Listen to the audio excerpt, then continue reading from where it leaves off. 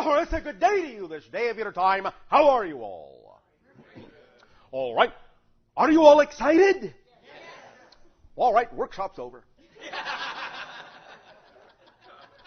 You see how fast it can happen? Have a good time, good day. Now, allow us to begin by saying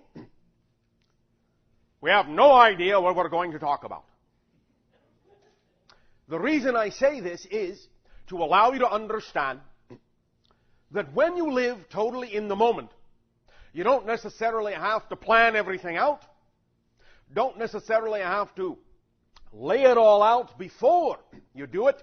You can, in the moment, upon the realization of what needs to be done, simply call upon your connections to the infinite to bring through whatever information is necessary at that moment. You don't necessarily need to think about it a moment before. Just know that you will know what you need to know when you need to know it, and it will be there for you. This connects into the idea of living fully, your excitement, being present, being in the now, and knowing that you are connected to all that is in whatever way, shape, or form at any given moment you need to be to bring through for you at that moment what you need most. Living in that trust, living in that assurance, living in that knowledge is the state of being that best reflects living your life to the fullest, living your excitement to the fullest. Now again, when we talk about the idea of excitement, you can use any kind of label you wish to represent that. We understand that words have different meanings in your society, and excitement, in a sense, can be many things to many people. It can be unconditional love, it can be joy, it can be bliss, it can be passion, it can be a peaceful state of mind. You don't always have to be jumping up and down to be excited. When we talk about the idea that we refer to in your language as excitement, we are simply talking about that vibrational state that represents you being in harmonious alignment with your true natural self. And the process of discovering your true natural self and being that true natural self is what it's all about in terms of having a life that allows you to experience ecstatic explosions of synchronicity and effortlessness and creativity and love and joy. It is the willingness to be who you really are, to discover who you really are and be that you.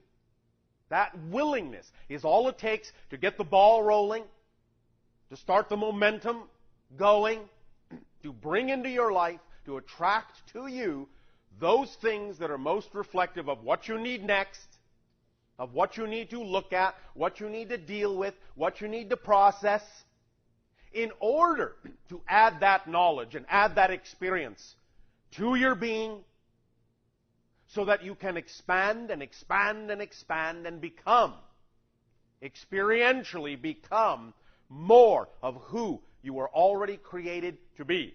There's a process of self-discovery, a process of awakening, a process, in a sense, of remembering who you are. As we said, that's what physical reality experience is all about. It's making choices. It's the ability to choose. It's the experience that choice brings you of discovering through all the choices you make who and what you really are as this particular personality in this particular parallel reality life. Now, yes, of course, the greater you, what some people may call the oversoul, obviously has a number of lives going on simultaneously in what you call parallel realities or past or future. All of those things coexist concurrently, simultaneously. But this you is unique, as all of the different versions are, all the different life experiences are, whether physical or not. Each aspect of your greater self is unique. And so even though you have many lives, this life will never happen again and has never happened before. This is the only life this you has. And so to make the most of it, to allow yourself to really experience, to really savor what this life is all about, the idea is that you have the freedom, regardless of what you have been taught, regardless of what you may still believe, you have the freedom at every given moment to choose who you prefer to be, how you prefer to act, what experience of life you prefer to have, that you believe is most representative of the you are, in your heart of hearts, in your deepest soul. Now,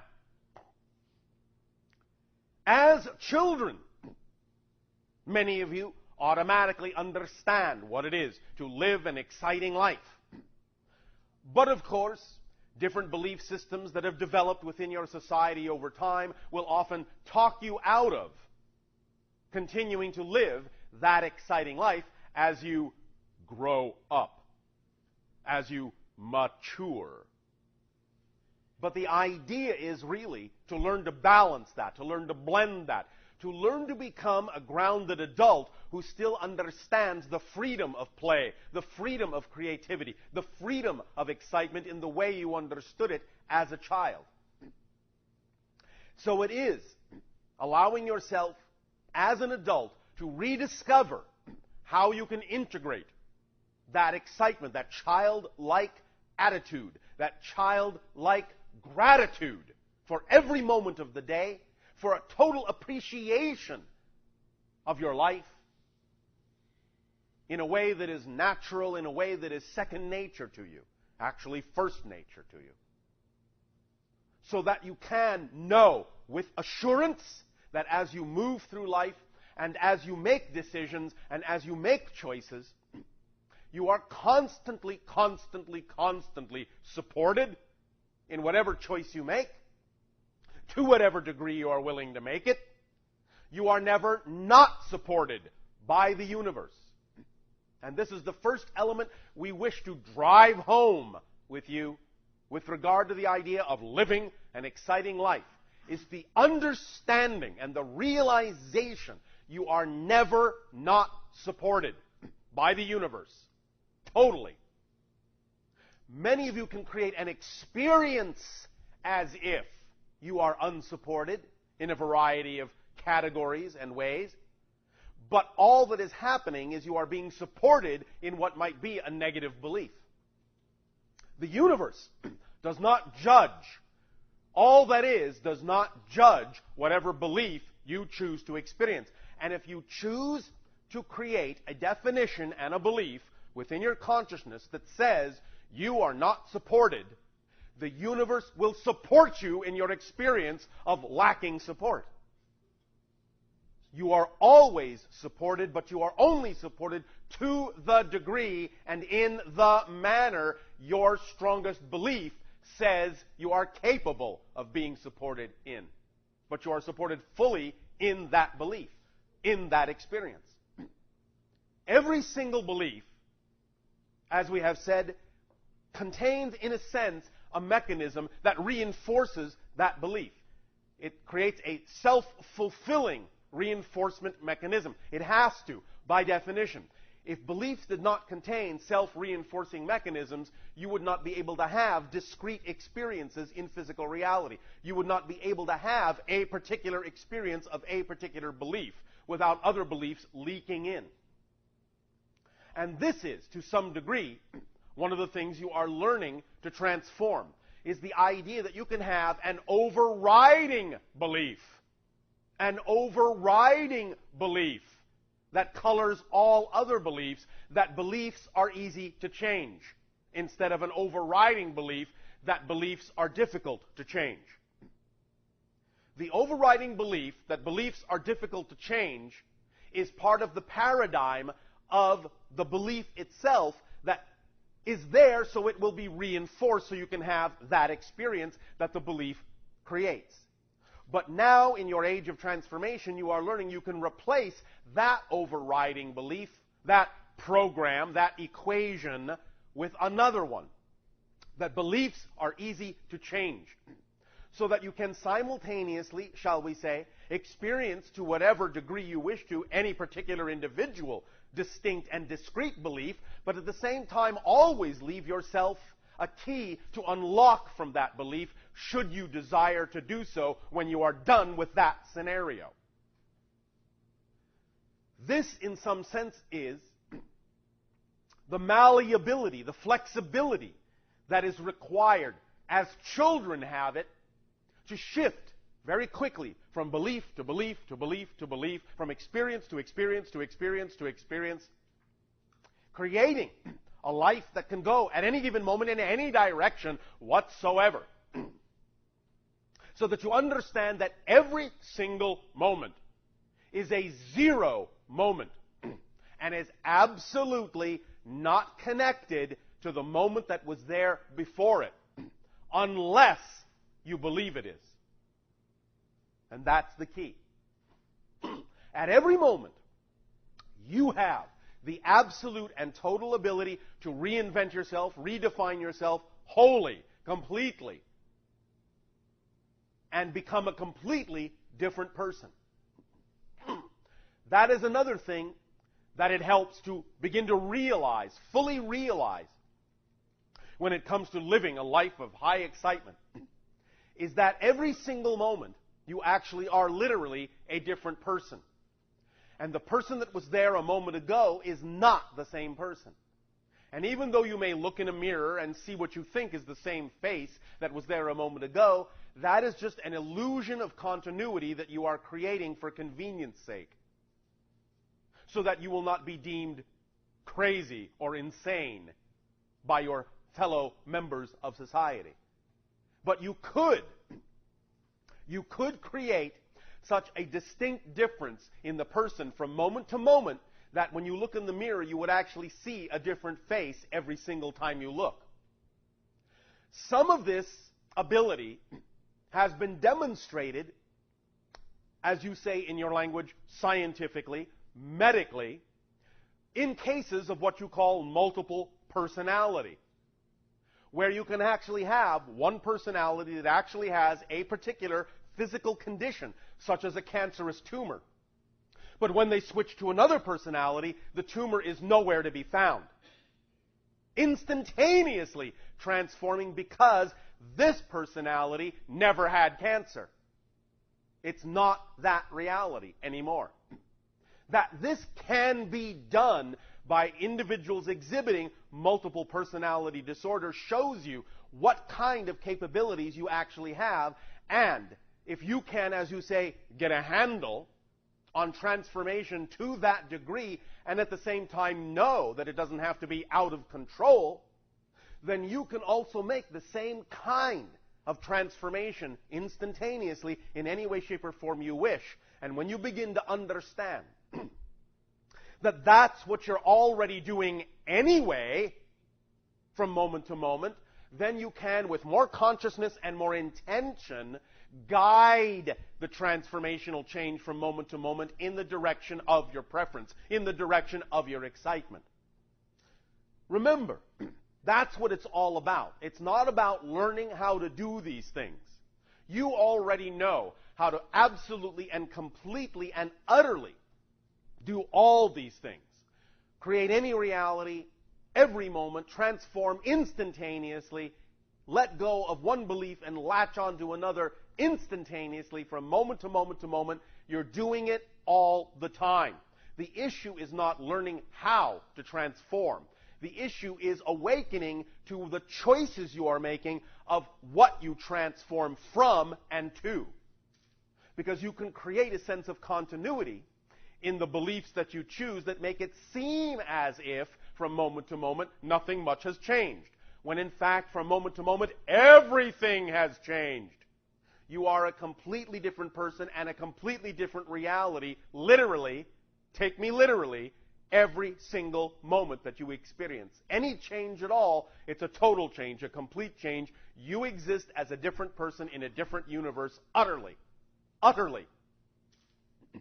So you don't have to worry about learning how to do that. It's automatically built into your creatorhood. That's what you do. You can't help yourself but create moment to moment, a new universe.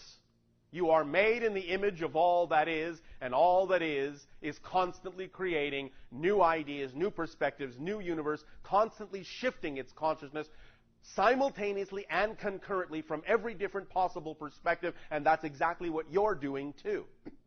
But you have created an idea.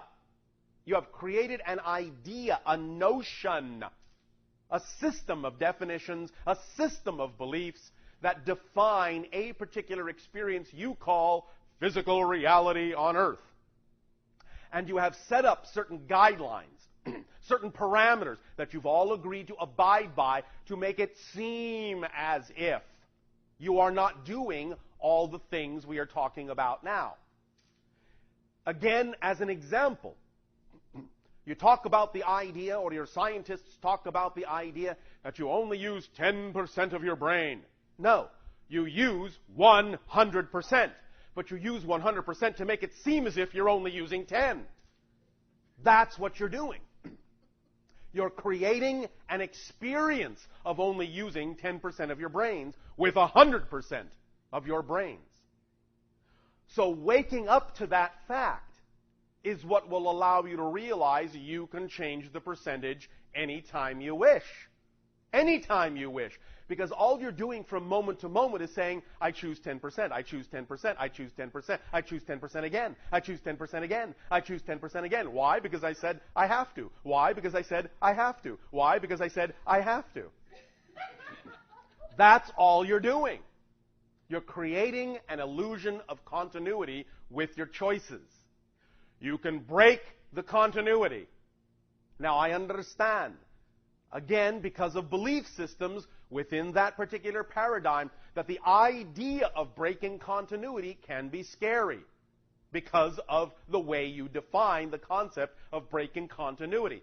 But what this is all about is learning to break continuity creatively.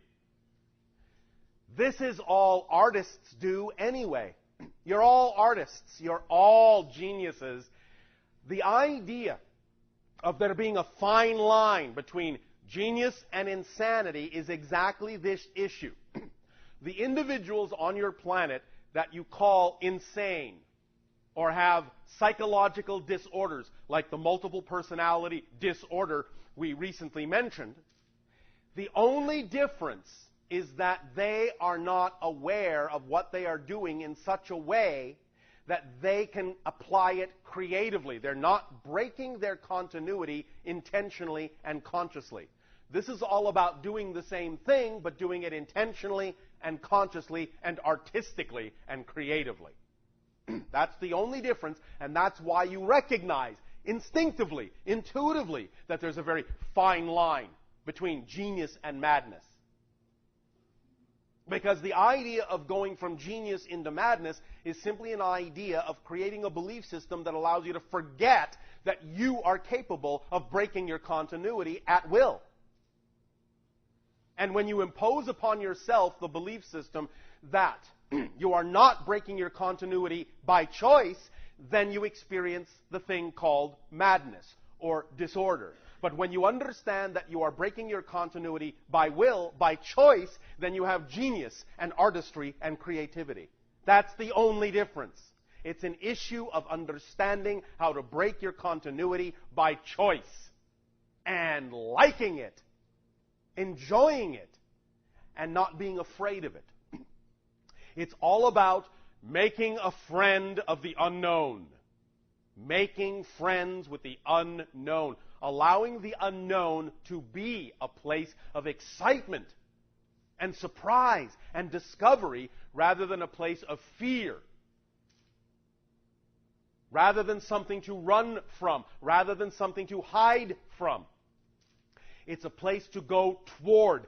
The unknown is where you will discover all the rest of yourself. That's where the rest of you is. In the unknown. So you want to develop a willingness. A willingness.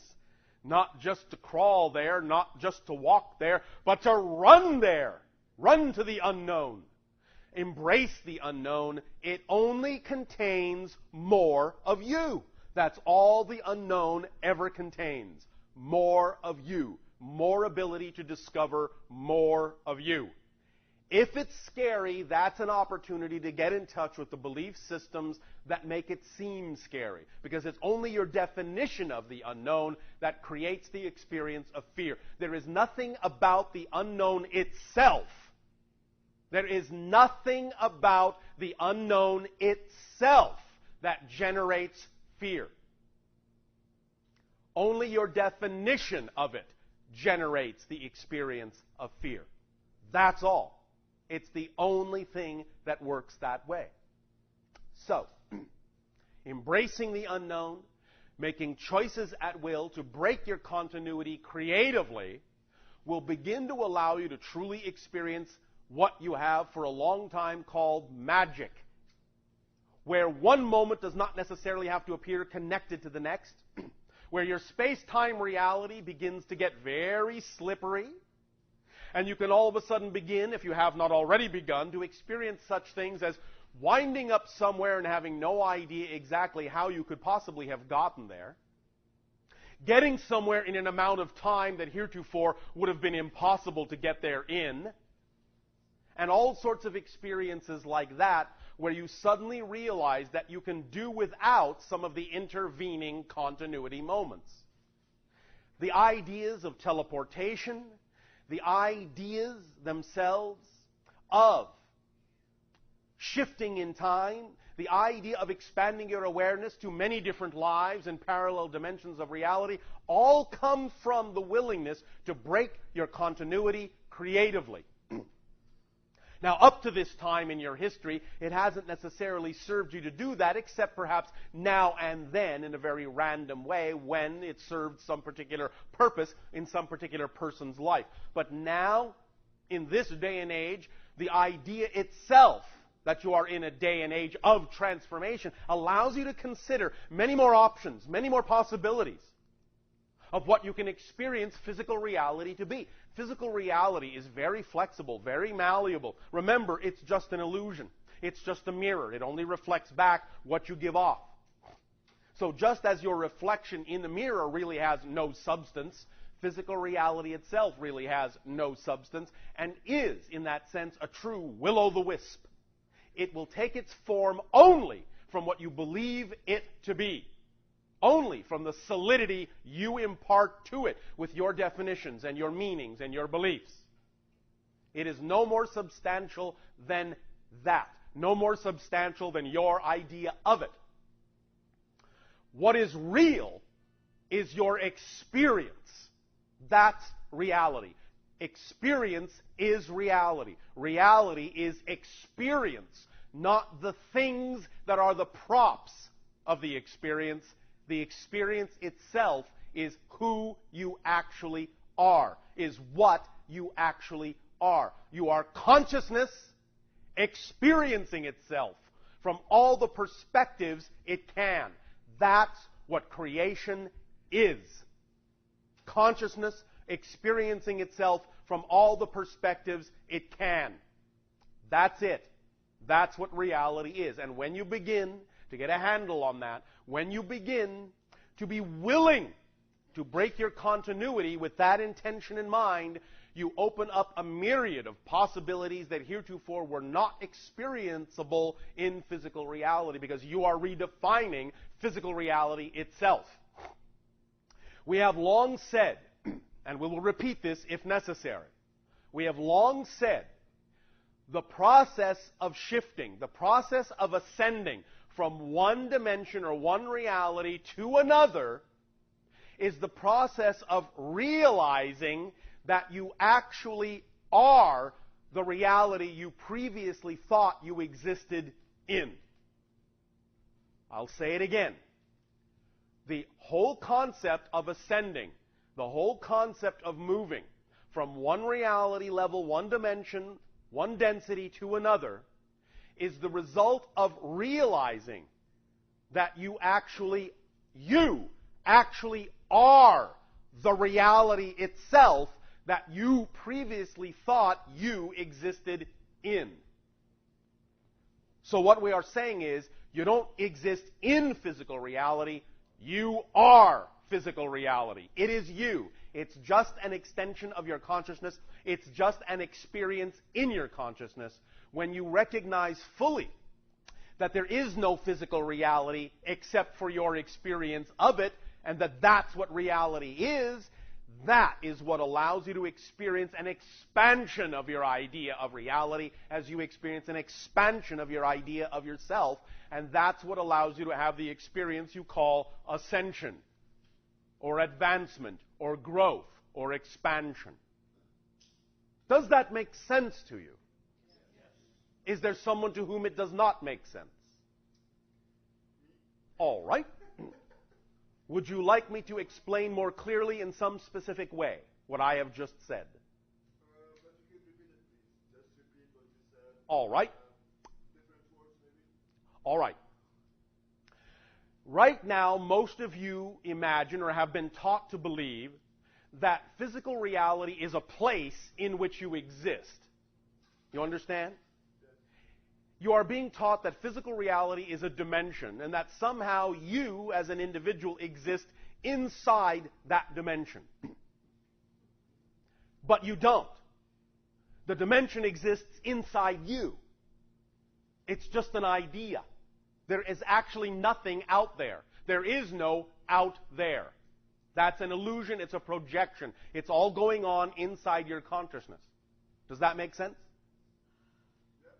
So when you understand that you are not in physical reality, that physical reality is in you, that awareness in and of itself, that moment of being aware of that in and of itself, is the experience of expansion and ascension to a different level.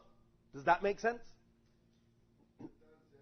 Does that help clarify it sufficiently? Or is there something else you wish to explore about this concept before we go on?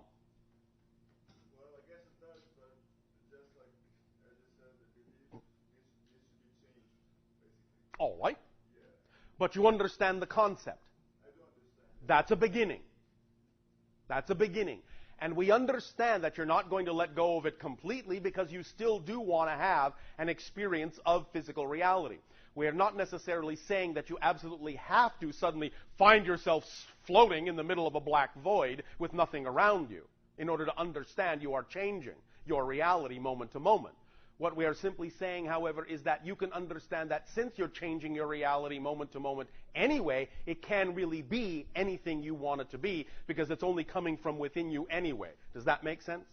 Yes. All right. So we're not saying you will necessarily completely give up the idea of the experience of being in physical reality. We are simply saying that when you realize that physical reality is within you, then your experience of being in physical reality can be almost anything you want it to be. Make sense? Yes.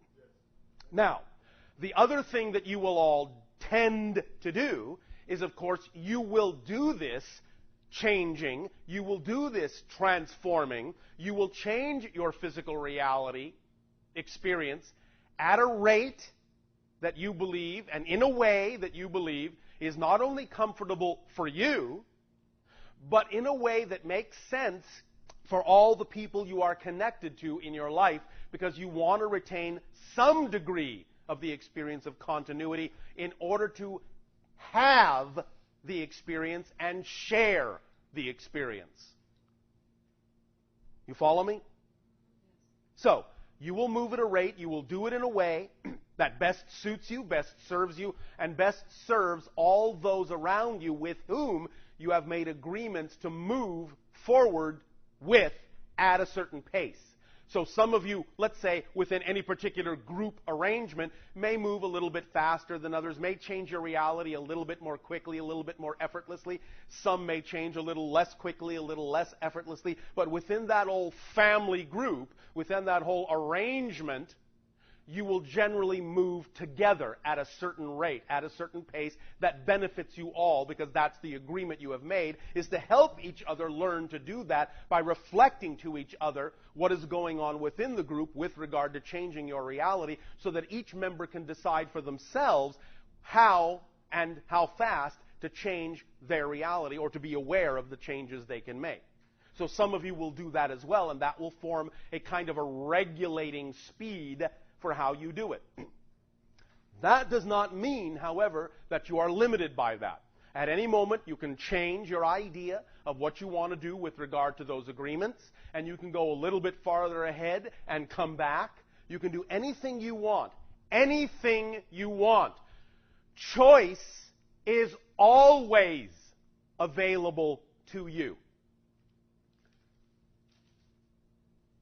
We have talked about before, and we know many of you are familiar with, a series of books that exists on your planet called Conversations with God. Yes? Yes. In what you call the latest book, there is an understanding and an explanation that fully illustrates what we are talking about in terms of having choice at every moment. It is explained very clearly in that book that even after you physically die, you still have a choice to not go on into spirit, but to pick up your physical life where you left off and continue. You do not have to physically die until you want to. This immediately, of course, in many of you brings up the question, well, if you can always come back, then why didn't so-and-so come back? Because they were done. Because they made a choice to go on. But you are always given the choice to actually continue the life that you just died in. You may or may not choose to remember that that's what happened. Those that might choose to remember or experience some idea that something different is going on may remember it as some kind of a continuity glitch or a dream about dying and then suddenly waking up and going, well, that was just a dream. When in fact it may have actually happened in physical reality. And you died and were given a chance to simply go back and pick up where you left off and only remember having died as a dream. So that you retain some idea of the experience, but not in a way that interrupts the flow of the physical reality you wish to continue. You do not even have to physically die if you don't want to, even though you may die, and even though many of you have actually physically died many times. You may not know that you have. You have choice at every moment, even after death. To not die, to continue that life if you want to, or to go on to something else. You are that free.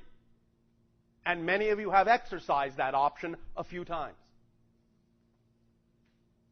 Sometimes when you are in what appears to be an approaching accident, and you think, there is no possible way we could get out of this, but then suddenly you find that somehow you got out of it, you may realize that you didn't get out of it. You died and then simply reconstructed your life on the other side of the accident. You are that free. That's what we mean by freedom of choice. It doesn't matter. Even if you die, you still have freedom to choose what you would like to do from that point forward. So don't worry about it. Don't worry about the idea that you have to hurry up and get everything done by a certain time, that you need to finish this before you die. If you don't, you can come back and still finish it. In the same life as the same person, so you think. In effect, it will seem to be the same life. Of course, it's not. It's a parallel reality by definition. But you won't know the difference because you're creating a continuity in order to have an experience as if you did not die. That's how free you are with your choices. That's how powerful you are. Knowing all of this and applying it to your life on a daily basis is what will allow you to really begin to feel in your soul, in your heart, in your bones, in every cell of your being, in every fiber of your body, really begin to feel what it means to be free to choose. You are unlimited beings, except for the experience of limitation you impose upon yourself, but you impose the experience of limitation on yourselves from your unlimited self. You can experience anything, everything. It simply depends upon your agreements, your beliefs, your definitions. That's all. But this is the time on your planet, now that you have decided it is time to wake up, that it is time to become aware of these abilities, time to become awake to more of yourself. And that's why we have the ability to discuss this with you. That's why you have the ability to implement these ideas and experience this magic in your lives, to see that life is this fluid, this flexible, this magical, this unlimited.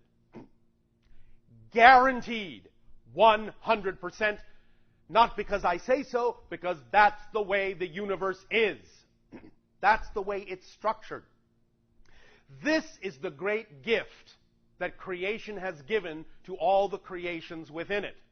You are that free. You are that powerful. You are made in the image of the creation. That's what it means.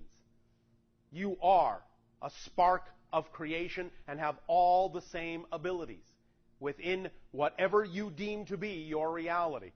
You are that free, and now you're coming to that realization. One of the ways that we would like to assist you in coming to this realization, in giving yourself more awareness that you have these abilities, is a technique that we would like to refer to as rewiring the brain. You see, every thought you have actually rewires your neurological pathways in your brain. But when you create a belief system that perpetuates or repeats a certain experience, when you continue to choose a similar experience over and over and over again, what you also create in your neurological pathways is a kind of a feedback loop. And this feedback loop, like a belief system, becomes self-reinforcing. So that you only experience that automatically over and over and over again until you break the cycle. This idea now of breaking that cycle, breaking your continuity creatively, will be expressed in an exercise, more specifically in an equation that will allow you to stop short-circuiting yourself in a feedback loop and will allow you to complete the circuit and ground yourself into an ability to manifest what you prefer instead of getting caught up in this feedback cycle of continuing to choose what you don't prefer. We will discuss and describe this equation to rewire your brain and complete the circuit in a moment. But first, we would like to share with you questions and answers to make sure that what we have discussed up to this point is clear. So if any of you have any questions or require clarifications about what we have discussed so far or anything in general with regard to following your excitement before we move on, ask them now.